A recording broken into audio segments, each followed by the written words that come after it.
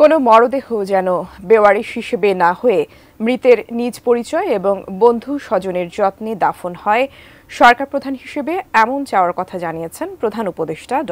মোহাম্মদ ইউনূস। সন্ধ্যায় কাকরাইলে আঞ্জুমান মফিদুল ইসলামের নতুন ভবন উদ্বোধন করে একথা বলেন তিনি।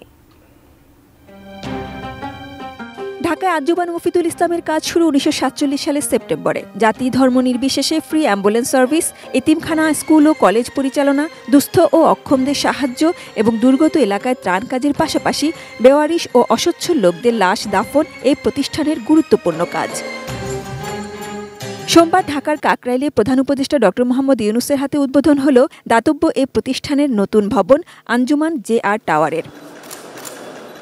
উদ্বোধন শেষে এতিম শিশুদের সঙ্গে ইফতার করেন প্রধান উপদেষ্টা। ছোট্ট বক্তব্যে সংগঠনটির কাজের প্রতি নিজের বহু বছরের মুগ্ধতা ও শ্রদ্ধার কথা জানান তিনি।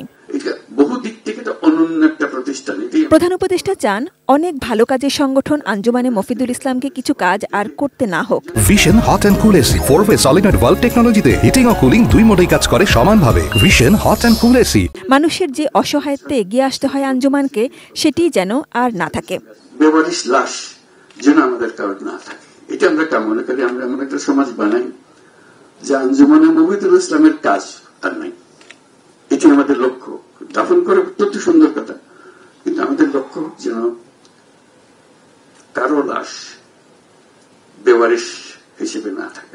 বেওয়ারিশ হওয়ার আগে থেকে আমরা রক্ষা করতে পারি যে তার বন্ধু বান্ধব, আত্মীয় স্বজন কেউ না কেউ কাছে আছে, তাদের তার সম্মানজনক ভাবে দাফন করবে। দুর্বলতা সমাজের মধ্যে আছে, সেগুলো যেন আমরা ওভারকাম করতে পারি, আমরা এটা প্রতিকার করতে পারি, যাতে আমাদের এই সমস্ত দুর্বলতা থেকে আমরা মুক্ত হতে পারি। Sajid Sweety, ATN news, Dhaka.